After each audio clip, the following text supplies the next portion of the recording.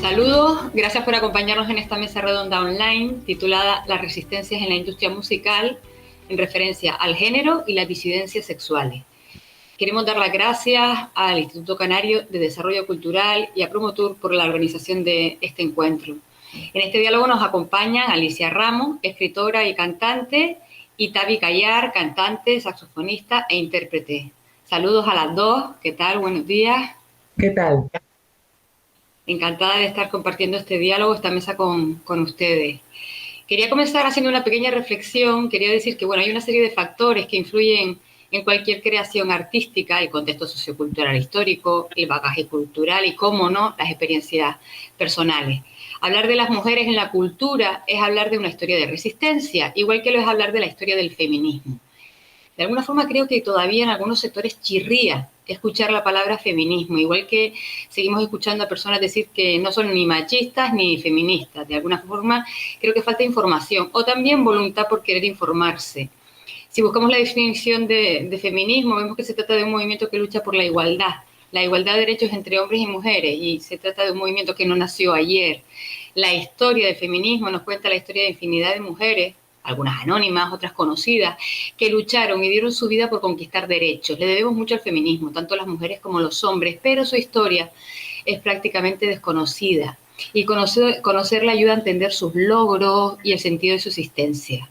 Es verdad que el machismo ha visto en este movimiento una amenaza, una pérdida de sus privilegios, pero que hay que recordar que cuando una mujer avanza, ningún hombre retrocede. Y la estrategia del machismo fue y sigue siendo desacreditar a las feministas, llamándolas histéricas, lesbianas, malfolladas, perdón por la expresión, o radicales, como si fueran insultos. Por ejemplo, habría que explicar que sí, radical viene de raíz porque buscaban ir a la raíz del problema, que era el patriarcado, que ha configurado la sociedad de manera desigual. Ha costado y sigue costando explicar qué es el feminismo, pero hay que hacerlo. Una de sus muchas conquistas ha sido el acceso a la cultura, herramienta fundamental para poder tomar conciencia de la desigualdad de género, de la desigualdad que nos encontramos. Y también el feminismo cuestiona qué es ser mujer, ¿no? ¿En qué consiste ser mujer? También el colectivo LGTBI queer cuestiona el heterocentrismo.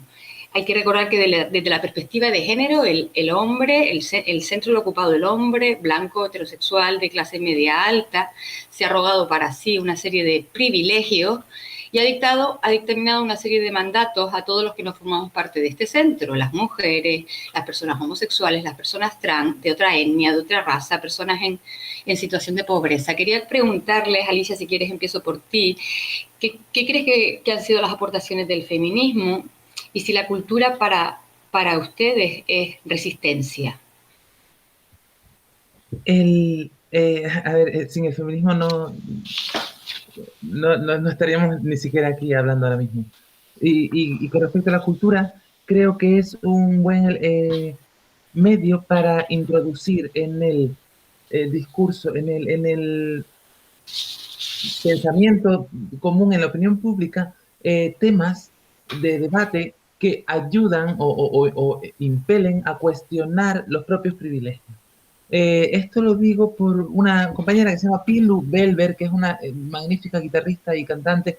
Cantautora se llama Pilu Belver, ya lo dije, y hace poco coincidimos en Valladolid y me estuvo contando, porque ella tiene muchas canciones que hablan directamente de los factores físicos que atañen a mujeres cis con útero en edad fértil, con temas relacionados con la regla, la maternidad, los ciclos hormonales. De hecho, creo que puede ser que esto se llame, que estas canciones se estén agrupadas en un CD que se llame Cíclicas. No lo recuerdo, es muy posible. En cualquier caso, la pueden buscar. Pilu Belver, ambas con V, es buenísima. Y estuvimos hablando después del concierto y me contó acerca de las reacciones que muchos hombres cis tenían a su planteamiento cultural, porque o sea, una cosa que nos interese, pero les molestaba que ella hablara de aquello, que ella pusiera aquel tema, que no hay nada más natural que eso, en el foco, en el debate público. Recientemente, estos días atrás, hubo una polémica con respecto a un sitio de humor o algo así que se llama La Chocita del Loro, Sí. Y el dueño sale diciendo que es que las mujeres no tienen gracia, no hacen humor, que porque hablan de feminismo y hablan de cosas de mujeres. Pero claro, si sale un hombre hablando de su próstata, todo está bien, ¿no? Claro, porque lo masculino es lo universal y lo de las mujeres es una excepción para esta, claro, para esta inercia del pensamiento tradicional machista. Creo, en ese sentido, creo que la cultura es un buen elemento para introducir en el debate público asuntos que generalmente son soslayados. Ya está. ¿Qué opinas, Tavi, de lo que... Estoy muy de acuerdo con Alicia. Lo que pasa es que yo no creo en los discursos, porque a la vista está, ¿no? Que en una sociedad que mantiene siempre una línea de pensamiento, ¿no? Entonces, el arte es el arte que es yo diría que es el discurso con emoción, ¿no? El discurso por medio de la emoción. Es lo único que transforma realmente la mente. O sea, cuando tú, con tu arte, con tu música, con tu pintura, con tu fotografía, llegas a emocionar a la gente, es cuando la gente tiene ese clic que le hace pensar en otras realidades posibles, ¿no? Y eso es lo que también asusta mucho al patriarcado. Y es lo que asusta también a cierto tipo de mujeres también, ¿no? Que haya unos nuevos pensamientos, una nueva forma de entrar en tu mente y de abrir la nevera y ver que hay luz. Porque si no sabes que hay luz, nunca abrirás la nevera, ¿no? Entonces yo creo que el arte y la cultura es esto, es la forma de mostrarte otros caminos en general. ¿Pero por qué creen que molesta tanto este discurso? ¿O por qué creen? Porque de alguna forma están descentralizando, supone descentralizar. Yo no lo sé, si lo supiera no me sorprendería que ocurriera. Claro, oh, qué bueno eso. Claro, no sé, tengo algunas teorías estúpidas sobre... son demasiado estúpidas, no lo sé. No. ¿Y no quieres decirlas o qué? Vamos. No sé, a veces salimos mucho a caminar y a correr por la casa de campo, que es un parque que está aquí al lado. Y pues mi pareja, y solemos ir por sitios en los que teóricamente no puede haber tráfico de bicicletas, pero da igual. Y generalmente son señores, algunos que deberían montar con mucho cuidado, también te digo. Y el hecho de tener que frenar o sea, alterar su velocidad o alterar su trayectoria por nuestra presencia, que es más legítima en tanto que se adapta al reglamento de uso de la casa de campo, es un contratiempo. Es como si el patriarcado, por eso digo que es una teoría muy estúpida y no pensaba en ella, lo siento, estoy hablando al bote pronto, pero alterar su trayectoria o su velocidad por ti es una agresión a sus derechos, es un insulto. No sé por qué, no sé cómo funciona, pero así lo percibo y creo que todas estas mmm, disrupciones en cómo esperan que el mundo se comporte son leídas como interpretadas como una agresión. Igual es el privilegio funciona así, porque si tú ejerces un privilegio sin saberlo, todo va bien. Pero cuando ejerces un privilegio sabiendo que lo es, tienes que asumir que eres una mala persona. Entonces ahí ya no tienes que lidiar con eso. No sé. ¿Qué opinas, Tavi? Que es imparable. O sea, yo creo que como todas las disidencias que conquistan caminos, ¿no? Que conquistan espacios, que conquistan sociedades, es algo imparable.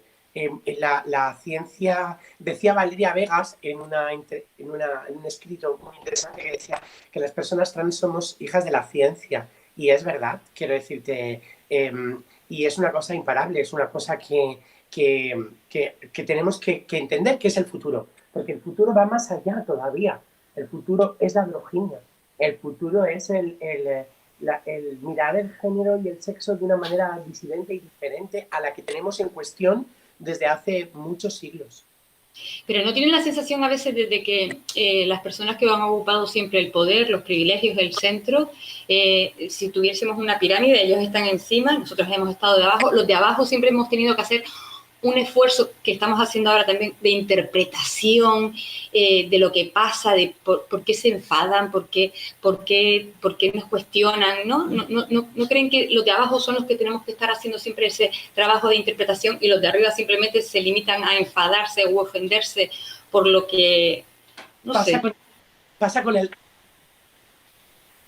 el racismo. O sea, fíjate, ¿no? La lucha antirracista lleva muchos años al pie del cañón, consiguiendo espacios, informando, y todavía hoy nos encontramos que existe esa diferencia, ¿no? Que existe ese privilegio del hombre blanco, ¿no? Y entonces, y ocurre. Yo creo que las nuevas generaciones, además de personas racializadas, están luchando mucho y concienciando mucho al resto de población, porque están esos micros machismos o esos micros racismos que tenemos tan integrados en nuestra mente que hasta a nosotras las mujeres nos cuesta a veces desligarnos de ellos, ¿no? Entonces, es una cuestión de cultura, de aprendizaje y de esto que estamos haciendo, de compartir. Fíjate que yo tenía una idea con otras compañeras artistas con las que me junto, yo tenía siempre la sensación de que las cosas que me ocurrían a mí por mi circunstancia y por quien yo era. Y tras conversaciones y tras mucho filosofar, ¿no? Me he dado cuenta de que nos ocurre a todas, ¿sabes? De que hay muchos denominadores comunes en la existencia, tanto en la vida como en la profesión, y es curioso. He recordado, gracias a esto, hace muchos años leí el Tres sombreros de copa de Miguel Miura. Quiero recordar, hay un personaje que se llama Rudy, puede ser que es negro, y ya está. Y en varias, no recuerdo bien, lo leí hace muchos años, pero sí recuerdo que en varias escenas, o por lo menos en una, no recuerdo, le preguntan que por qué, no, sí, en varias, que por qué es negro, que si siempre ha sido negro, o si tuvo un accidente pequeño. Incluso gente que intenta acercarse a él de buena fe, siempre le pregunta, o sea, y nadie pregunta, ¿y por qué usted es blanco? Hace muy poco, bueno, tengo un amigo muy querido en Toronto, en Canadá, que cuando la última vez que estuvimos allí había una campaña electoral que ganó Trudeau por segunda vez, y había un candidato, sí, bueno, me acuerdo porque llevaba una sábana en la cabeza, un trapo en la cabeza, que proponía una cosa muy lógica y era que, oiga, hay no sé cuántas mil personas, no sé cuántos, una gran cantidad de población sin acceso, indígena y canadiense, sin acceso a agua potable. Y mi gobierno se va a encargar de esto, había hablado en presupuesto, no sé si 1.200 millones de dólares canadienses, no me acuerdo, no, estoy hablando de memoria. Y el pavo le entrevistaba y decía, ¿pero de dónde va a sacar usted ese dinero? Y yo decía, a ver, si hubiera un problema de acceso al agua potable en Vancouver, en Montreal o en Toronto, ¿usted me estaría haciendo esta pregunta? Ya, pero es mucho dinero, ¿dónde lo vas a sacar? Y vuelta la burra del trigo, ¿no? ¿Y qué pasa? ¿Que como son indios no tienen derecho al agua potable? ¿Cómo va esta vaina? Y claro, las minorías tienen que justificarse constantemente. Me parece muy interesante ese punto. ¿Y tú cómo supiste que eras una mujer? ¿Y tú cómo supiste que no lo eras? ¿Cómo va? Pues igual, el mismo mecanismo. No sé. Sí, el peso de la tradición y de la cultura, ¿no, Tavi? ¿Crees que está ahí demasiado arraigado en la forma también en la que nos educan, ¿no? Y el género. ¿Sabes lo que pasa? Que estoy también muy de acuerdo con Alicia en lo que cuenta. Una de las disidencias que creo que es más, y de los activismos que también es importante, es el no decir. O sea, ese ya está bien, ¿no? De explicarle mi vida a todo el mundo, ¿no? O ya está bien de tener que justificarlo, que no tengo por qué justificar. Eso yo creo que es el activismo uno de los activismos modernos, ¿no? Que es como no tengo, o sea, ni como artista, ¿no? El otro día me enfadé bastante porque había un grupo que estaba buscando una saxofonista y entonces me lo propusieron a mí y yo no podía. Y de repente pusieron un anuncio que ponía, buscamos saxofonista mujer o trans. Y yo ya Bueno, enseguida cosa. me enfadé. Mujer o trans. Y dije, claro, y yo me enfadé, llamé y dije, pero ¿este anuncio qué es, no? O sea, no me habéis llamado porque tengo la cara de conservatorio y porque toco bien y porque, ¿qué pasa? Que queríais tener ¿sabes? Un personaje colorista dentro del grupo, me pareció fatal. Y entonces, bueno, pues todavía estamos en esa lucha. Y ellos decían, no, pero es que nos parece guay. No, no me llames porque te parece guay. Llámame porque te gusta mi música, porque te gusta quién soy. Quéreme por quien soy, no por quien soy. Se van a creer que estoy haciendo un documental sobre Pilu Velvet, pero es que esto me recuerda a otra parte de la conversación que tuvimos aquella noche en Valladolid, y en la que me habló de alguien a quien yo conozco y a que todo el mundo conoce porque es famoso, y coincidieron en un escenario en el camerino. Estaban este señor cis, heterocentrista, ¿no? O sea, bueno, el culmen de los privilegios, con otro tipo que tocaba con él, que tocaba el piano, que era muy bueno, que no me acuerdo quién era, y ella, que estaba en el camerino con ellos porque era el camerino y era la otra artista de la noche, ¿no? Y ahí, fin, estoy aquí, hola, estoy aquí. Y el pavo, el saco de privilegios este, le estaba contando al otro pibe, al pianista, que tenemos que contratar una contrabajista que esté bien buena, que esté... Y el otro ya se moría de vergüenza y decía, bueno, es que no sé cómo vamos a encajar porque guitarra, piano, contrabajo, igual metiendo algo de percusión o una batería. No, no, pero que esté bien buena. Hola, estoy aquí, ¿de qué va tu mierda? Hay una cosificación de, pero esto es asqueroso. Miren, les iba a comentar porque dice Simón y dice que escribir como homosexual no es lo mismo que escribir como heterosexual. A la hora de crear, quería preguntarle si piensan lo mismo, si ocurre lo mismo con las personas trans. ¿Es lo mismo o no es lo mismo? Lo digo muchas veces por la falta de referente, porque a mí, por ejemplo, como lectora, yo en falta, en mi etapa educativa eché en falta leer a mujeres, solo leía a hombres. Y cuando descubrí a las escritoras, descubrí para mí un mundo maravilloso, ¿no? Entonces quería extrapolar esta misma experiencia a la falta de referentes que quizá echaron en falta. ¿Puedo? Sí. A ver, ya el hecho de escribir, el hecho de no tener que estar cocinando, cambiando pañales y no tener una habitación propia, perdón por la referencia, donde hacerlo, y ya el hecho de escribir es una conquista para las mujeres, ya de por sí.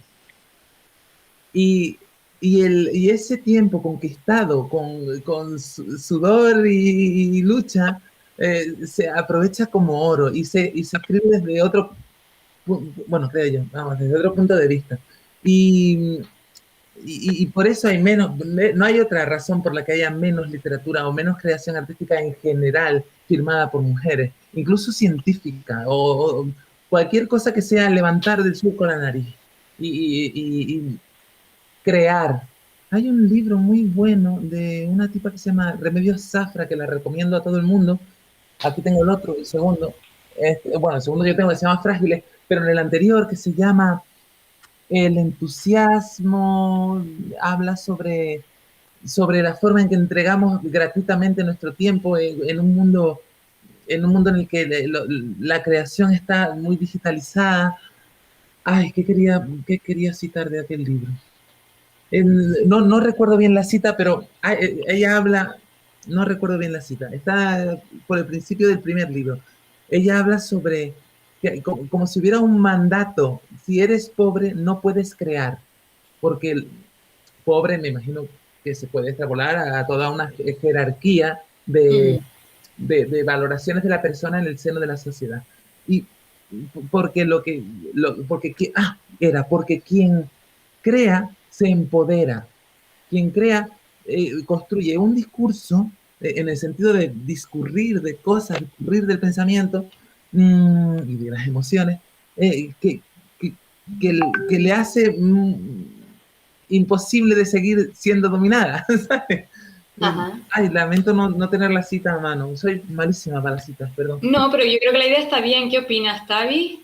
¿Coincide? Pues, a ver, la creación, cuando tú creas, ya estás indagando en ti y indagando en tu relación con los demás, ¿no? Entonces, tú hablas de las situaciones que tú conoces, o sea, trabajas con tu energía y con lo que tú sientes en tu alma.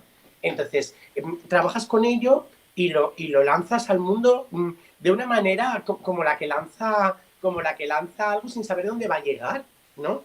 Y claro que tú hablas desde tu punto de vista. Entonces, lo que tú escribes o compones según lo que tú eres, lo que tienes por dentro, ¿no? No se puede engañar con la música. O sea, cuando tú muestras lo que haces, cuando tú muestras tu arte, te están viendo a ti por dentro, totalmente. O sea, no se puede componer una canción desde la falsedad, no, ni desde la máscara. No, la máscara a veces se usa para sacar la realidad, pero, pero Entiendo. tú pero cuando tú escuchas una canción o ves una película hecha con arte, o sea, por una autora con una conciencia creativa, esa es ella. O sea, esa es una extensión poética de su yo. Ajá. Estaba pensando también en ustedes como artistas, estaba pensando en las letras de las canciones, las películas, la televisión, ¿no? Los referentes que hemos tenido de pequeños que siempre son normativos y heterocentristas. No sé si les ha influido a la hora de ustedes crear o formar la identidad o crear su discurso. No sé si cómo ha afectado. Eh, eh, Perdón, Repito pero la pregunta. por favor. Mira, por ejemplo, pienso en las letras de las canciones, ¿no? En las películas de cine, de televisión, en los que los protagonistas son siempre personas normativas, están escritas siempre desde el heterocentrismo, ¿no? Y quería saber cómo influye luego eso a la hora de construir la identidad y a la hora de construir, en este caso, la música o las creaciones que ustedes hagan. ¿Cuál es tienen una actitud militante, una conciencia de que la cultura puede romper esos estereotipos o no? ¿Sí? Como quieran. Vale, vale. Yo, cuando se producen estas preguntas, siempre tiendo a decir que, igual para desviar el debate, que yo soy trans a nivel usuaria, que como queriendo decir que detrás de quien yo soy no existe una elaboración teórica, sino más bien vamos a sobrevivir como se pueda y esto es lo que hay. Esto por una parte. Y con respecto a los referentes a la hora de construir un personaje, esta vez sí, con una base teórica porque está escrito en un personaje literario, estoy pensando en la protagonista del último Vándalo, que se llama Candelaria Marrero, que es una mujer trans, y da igual. O sea, traté de cargar las tintas en el hecho de que daba igual que fuera una mujer trans o no. Era un personaje y ya está, hacía lo que podía y sobrevivía de la manera que podía y tenía virtudes y tenía otras que no eran tan virtudes y iba tirando como podía. Creo que esa es mi forma de hacer las cosas, hacer lo mejor que se pueda con lo que se tiene. Qué bueno es. No sé. Qué bien. ¿Qué Eso es opinas, cocinar Tavi? con gusto. Claro. ¿Y tú, Tavi, qué opinas? Pues mira, yo realmente cuando creo, o sea, yo me dedico también a la creación de monólogos de humor, o no me gusta llamarlo monólogos de humor, de textos con los que charlo con el público, ¿no? Y hablamos de temas. Y yo nunca creo un texto o sea, nunca pienso, esto que voy a decir va a ser transgresor, o esto les va a... No, no pienso en eso. Yo hablo de mis cosas y de mis realidades y de mis sentimientos y trabajo con una energía que es el amor, ¿sabes? Es decir, yo trabajo con el amor. Me siento allí a hablar con ellos y no les cuento algo enfrentándome a ellos, sino les cuento algo explicándoles, fíjate lo que me ha pasado, ¿no? O sea, qué curiosa es la vida, que me sorprende cada día, ¿no? Es la fuente de la eterna juventud, la sorpresa y las ganas de descubrir y de aprender sobre una misma y sobre el mundo que te rodea, ¿no? Entonces, no tengo nunca... también decía Ángel Pawlowski, que era un artista muy increíble que yo he seguido durante muchos años, que hay que ser orgullosamente humilde, ¿no? Y entonces un poco es verdad esto, ¿no? O sea, como artista, yo soy orgullosamente humilde. Muchas veces lo que digo tampoco tiene ningún sentido para personas que no piensan como yo.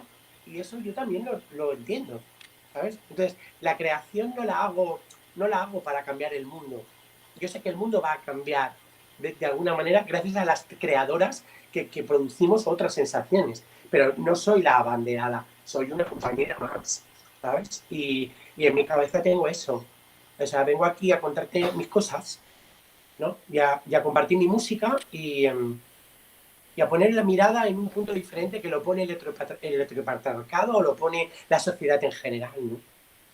Pero en el fondo No más. está dando una mirada diferente que puede ser transgresora. Y yo hablaba de la transgresión como algo positivo, como una forma de desordenar, de ofrecer un discurso distinto, que no todo es el centro, ¿no? Yo me refería a ese tipo de transgresión, de volverlo todo del revés o de presentar un discurso nuevo. Pero eso lo tienes que decir tú. Eso lo tiene que decir el público.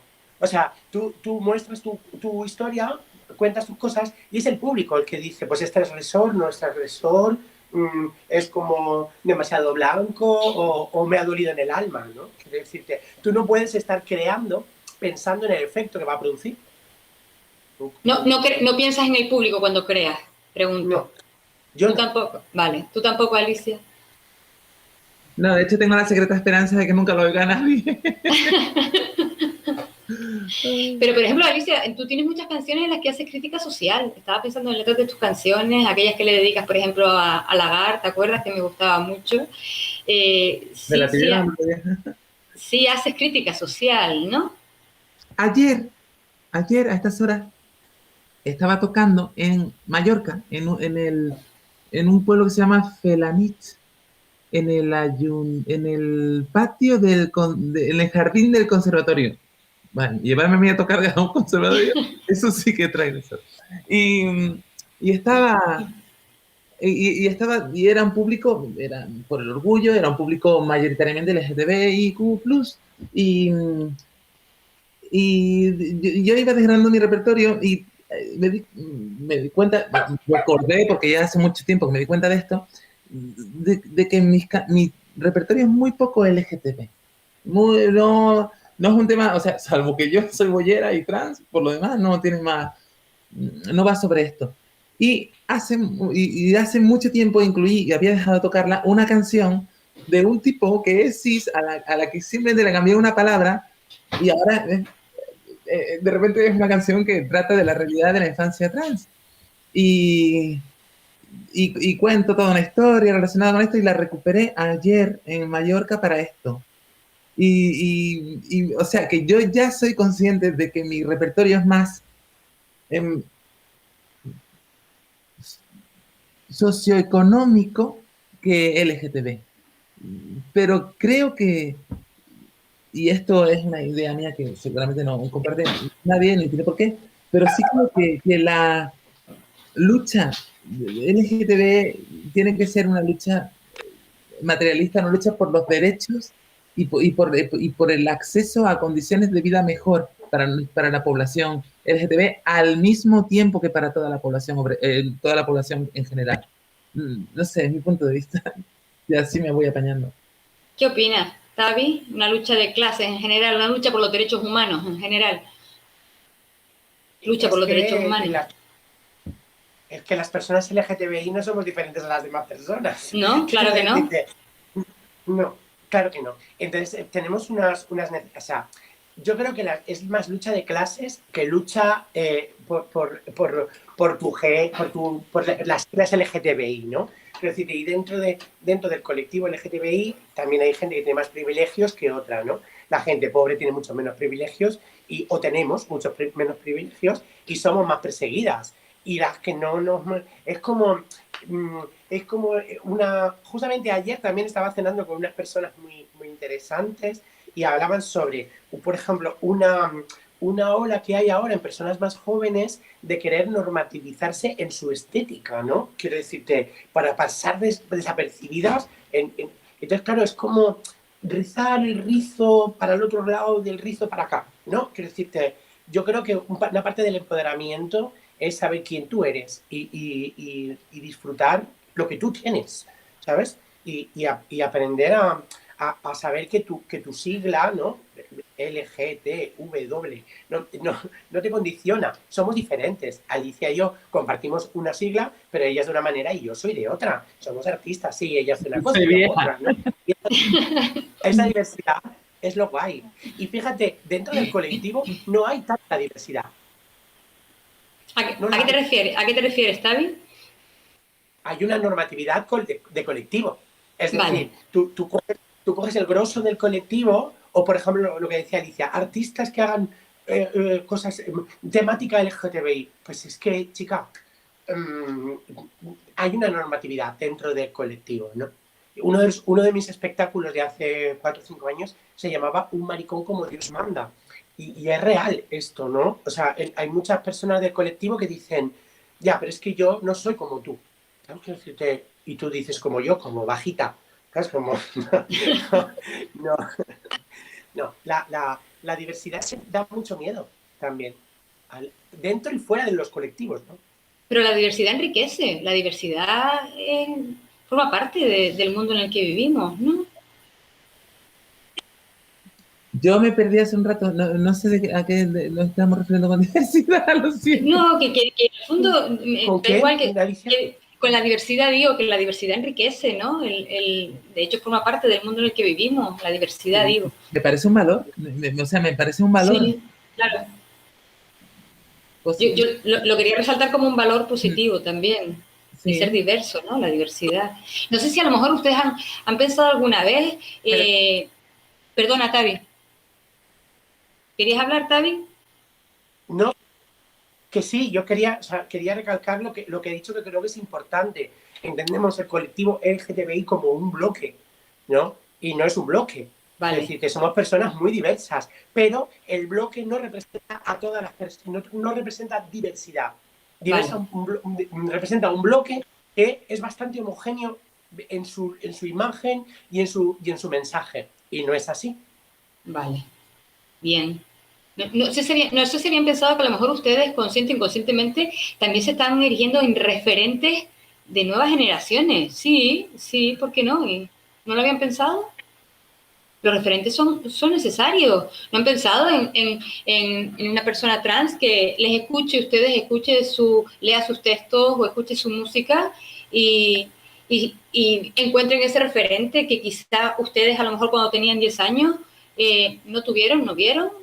Creo que en todos los aspectos de la vida, particularmente en los creativos, una hace del mismo modo que cuando empiezas a hacer música, hace aquellas canciones que te gustaría que ya existieran, bueno, es mi experiencia, no estoy tratando de convertirla en un dogma, en mi experiencia, a mí me gustaba hacer la música que me hubiera gustado escuchar. Y es verdad que cuando escribes o hablas en público o escribes artículos o lo que sea, escribes aquello que te hubiera gustado leer cuando estabas sola en el mundo, pensabas que lo tuyo solo te pasaba a ti y que además era algo malo. No puedes cambiar el pasado, no puedes, y sobre todo estás escribiendo en otro momento diferente y estás hablando en otro momento diferente. Y yo creo que puede ser valioso, pero para otras generaciones, pero creo también que arrastramos mucho marco obsoleto en el sentido de que para las nuevas generaciones muchas de nuestras reflexiones pueden ser superfluas, pasadas de fecha o incluso obvias. Es como diciendo, ¿me va a contar esto en serio? Ya, me lo sé. Porque están ya en otro sitio, lo que no invalida o no te descalifica para seguir creando y haciendo lo que buenamente puedas, claro. Claro. ¿Qué opinas, Tavi? ¿Te habías planteado que a lo mejor hay alguna persona de 15 años te vea y te vea como referente?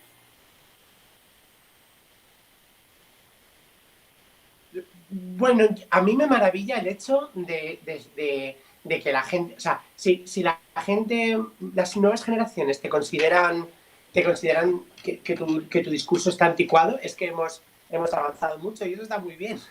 ¿Sabes? Decirte, llámame antigua si tú progresas. O sea, no tengo fijación por querer estar en la cresta de la ola. La cresta de la ola es la que tiene que ir para adelante y arrasar con todo, ¿no? Y tener fuerza creativa y ponernos a todas las mujeres en una posición. A mí no me gusta usar la palabra empoderada, pero sí en una posición de decisión, ¿no? De nosotras decidimos sin una lacra, sin una mochila tan gorda como la que llevamos, ¿no? ¿Y han tenido muchas dificultades en el mundo de la música para abrirse camino? Es que nosotros, bueno, en mi caso yo trabajo para el público que le gusta lo que yo hago y me vuelvo un circuito muy concreto, pero claro que no es fácil. Lo de la chocita del loro no es una cosa, digamos, excepcional. Ocurre mucho que, sí, bueno, haces humor, pero que claro, lo que tú hablas no me interesa, no es para el gran público, ¿no? O tu música no es para el gran público, es para tus seguidores y punto.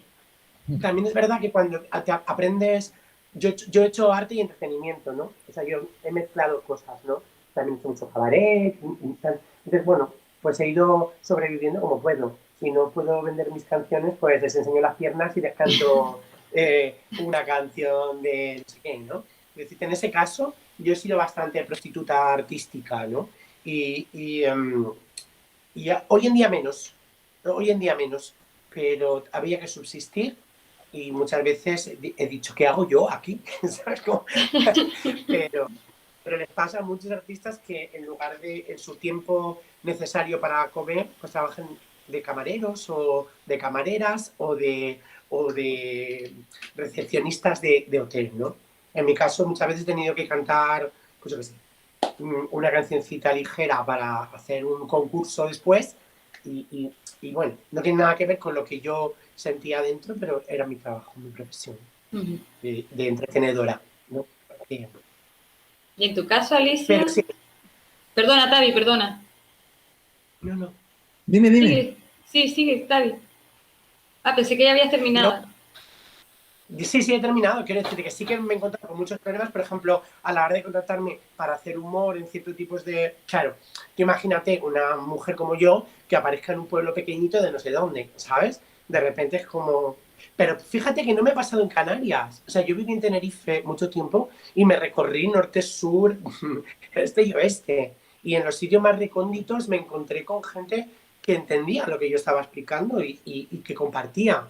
Pero cierto, no es el público, es el programador, ¿no? O sea, persona que en un principio decide si tú vas o no vas, la que de repente dice, ¿dónde voy con esta? No.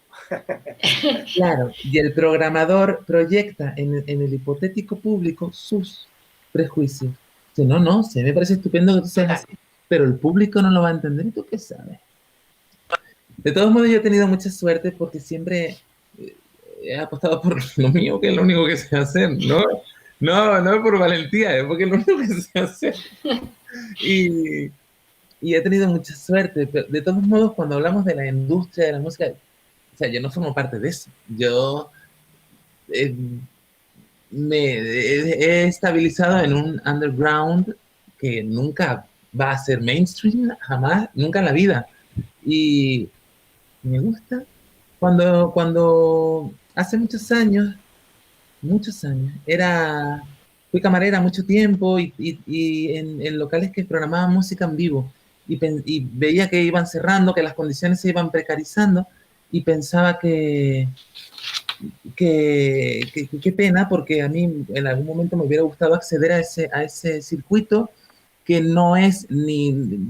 Pero parecía que todo tendía a una concentración, como el capital, en la que solo podían resultar dos posibilidades, la ruina absoluta o el éxito fulgurante. Y a mí, no, por supuesto, la ruina absoluta la he probado y no está muy allá, no la recomiendo. Y el éxito fulgurante tiene el contratiempo de que te tienes que ir a divertir al hormiguero. Entonces,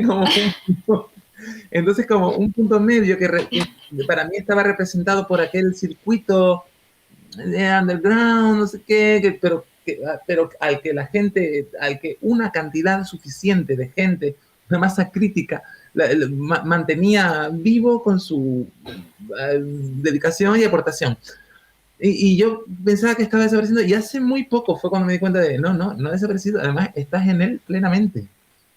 Ese circuito se cierra aquí, pero se regenera aquí, sale aquí un poco peor, pero aquí, mira, va bien.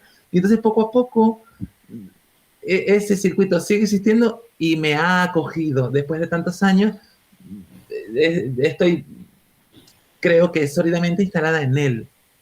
Aquí sólido no hay nada, pero parece.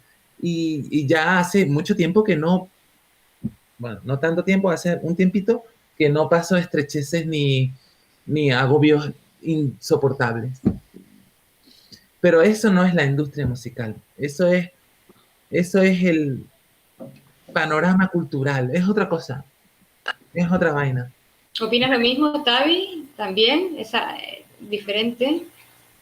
¿Sabes lo que pasa? Que yo entro en diferentes circuitos, ¿no? Es decir, ahora estoy haciendo teatro, estoy haciendo cositas con Volver a Nacer, que es un espectáculo mío propio. Ahora he hecho el Teatro La Abadía, estoy haciendo pequeñas actuaciones en diferentes ciudades. Quiero decirte, cuando veo que tengo una estrechez económica, toco en la calle, porque pienso que me regenera como artista y ¿sabes? Quiero decirte, pues eso, voy haciendo. Yo estoy a punto de ir a Eurovisión, imagínate. O sea, imagínate el desconcierto con concierto de mi vida, ¿no? Quiero decirte, pues sí, hija mía, pues había que cantar, no sé qué, pues se cantó en su época, ¿no? Hoy en día, te digo, mi proceso mental y creativo tiene otras lides, ¿no? Es mucho más punky, es mucho más personal, propio, pero una tiene una vida, ¿sabes? Entonces, Y un organismo he pasado por muchos estadios en la cultura, en el entretenimiento y en el absurdo, ¿no? Quiero decir. Que es importante también. Bueno, sí, es importante. Te hace ver lo que no quieres, ¿sabes? Sí. Te hace ver lo que no quieres. Y un poco también concuerdo con Alicia en el hecho de decir, si eres un artista underground, hay que saber disfrutar eso también. Porque yo me encuentro con muchos artistas que de repente dicen, soy underground porque no soy mainstream. Y quiero, ¿sabes? Y tengo, o sea, en mi caso no. En mi caso yo disfruto con mis 30 espectadores y cantando mis cosas. Y cuando no disfruto es cuando me llevas a un pueblo a hacer una gala de no sé qué, de repente digo, ¿qué hago yo aquí? ¿Sabes? Quiero decirte. Entonces, hay que disfrutar de lo que se tiene. Hay que disfrutar de lo que uno ha conseguido, ¿no? También porque esas personas que vienen a verte siempre te traen a alguien que no te ha visto nunca y ahí tienes una nueva cabeza en la que instalar tu amor y poderle dar besitos en la frente musicales y que diga, ay, pues esto es interesante. Hay palabras que dices, Tavis, que me gusta, que has dicho a lo largo del diálogo, como la humildad y el amor. Y me gusta ese, no sé qué opinas, Alicia, ese discurso con el que va Tavi, me parece maravilloso, me parece maravilloso. Sí, bueno, yo para terminar quería hacerles una última pregunta porque empecé hablando de la importancia de la educación, ¿no? Para abrir la mente y desarrollar la capacidad crítica. No sé si ustedes piensan que de alguna forma falta todavía una educación afectivo-sexual en las escuelas.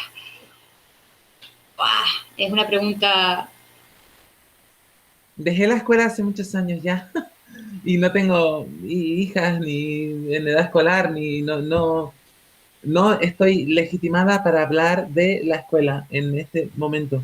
¿En el sistema educativo en general no lo pondrías? ¿No crees que así? Sé que hay carencia, porque lo he leído, pero no sé cómo se han resuelto en la vida real, porque no soy docente, no tengo descendencia en edad escolar, no es un mundo con el que esté vinculada y por eso creo que tengo derecho a hablar de él. Pero sí, me parece que hay herramientas, que a lo mejor no es verdad, lo he leído en los medios, o sea, puede ser perfectamente mentira, que hay carencias como se ha perdido las lenguas clásicas y la filosofía. En filosofía, aparte de la historia del pensamiento, es también interesante temas como lógica y yo lo achaco, que no tengo más conocimiento que yo lo relaciono con la gente muchas veces tiene problemas para organizar lo que dice, para saber lo que está diciendo. Entonces la gente, mucha gente puede, porque ahora hay muchas redes sociales y muchos amplificadores, mucha gente puede decir lo que piensa, pero pareciera que cada vez la gente tiene más dificultad para pensar lo que dice, porque se les ha sustraído esa herramienta. Y con respecto a la educación afectivo-sexual, eh, pasa otro tanto.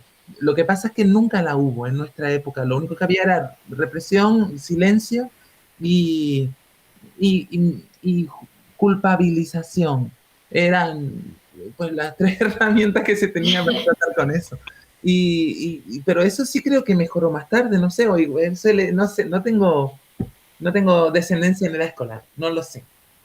Pues mira, casualmente, esta semana pasada estuve con mi hermano, que viajé a Barcelona y estuve con él tranquilamente en su patio hablando. Él es director de un instituto y es una persona que ama la docencia. Su instituto, además, es un instituto que ha recibido varios premios y varias acogidas por ser un instrumento, para hacer entender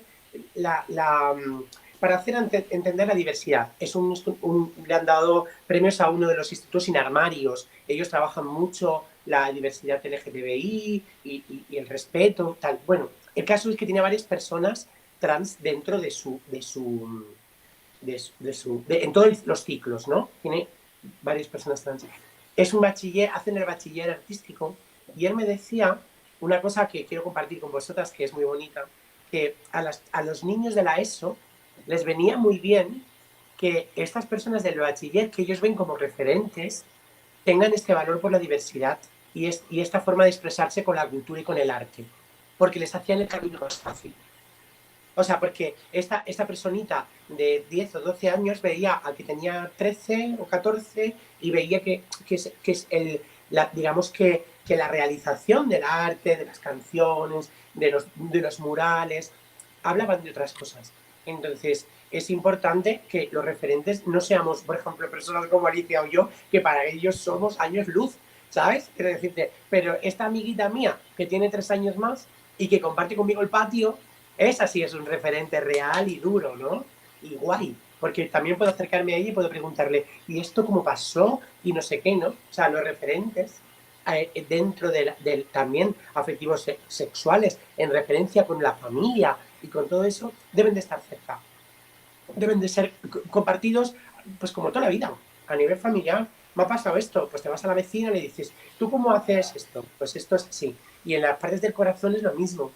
O sea, a mí no me sirve mucho una conferencia que hagan en Oklahoma, ¿no? Me puede servir, pero no mucho. Lo que me sirve más es que alguien muy cercano me coja de la manita y me diga, pues nena, no pasa nada, tranquila, míralo de otra manera, porque a lo mejor ahí lo reconviertes y gestionas tus emociones a tu favor, que al fin y al cabo eso es lo que no nos han enseñado, gestionar tus emociones a tu favor. Lo hemos aprendido a base de golpes.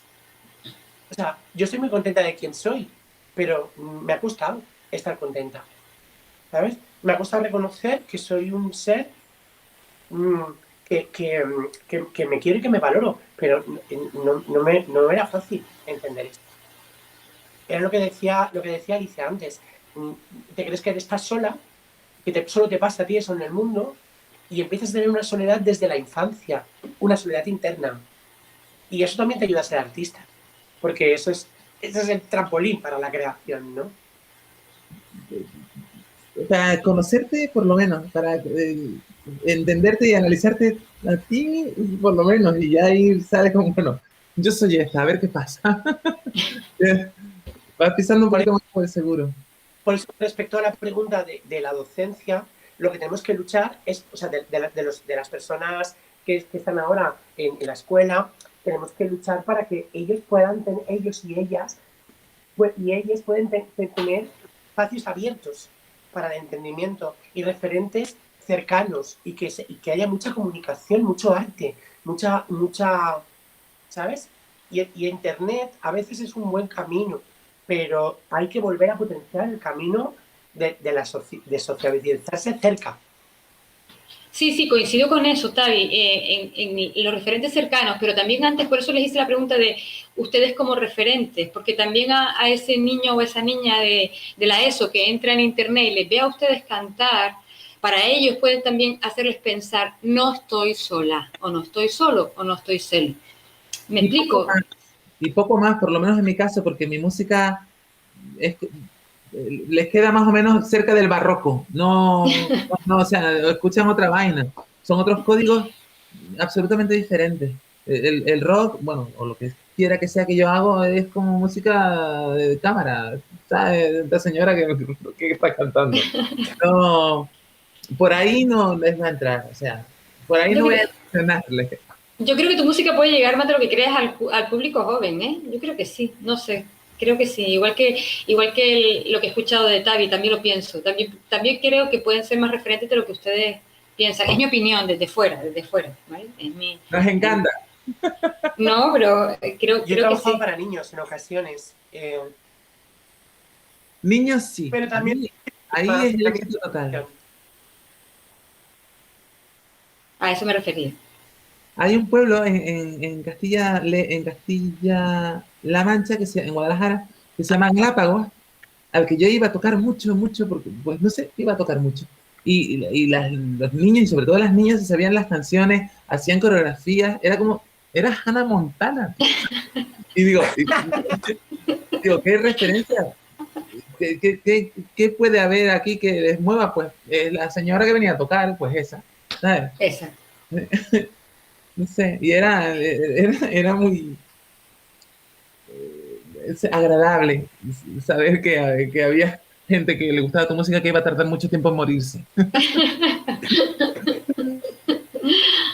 Alicia, Tavi, ha sido un placer este diálogo con ustedes. Muchas gracias por sus aportaciones, por compartir también sus impresiones con nosotras, con nosotros, con todos los que están o quieran escucharnos. Y espero que también a ustedes les haya parecido fluido y que les haya aportado el diálogo entre ustedes. Y bueno, quería nuevamente agradecer al Instituto Canario de Desarrollo Cultural y Promotor por la organización de este evento y, como no, a ustedes por este diálogo. Muchas gracias, Alicia, y muchas gracias, Tavi. Gracias, suerte. Un beso. Muchas chao. gracias. Hasta luego. Hasta luego.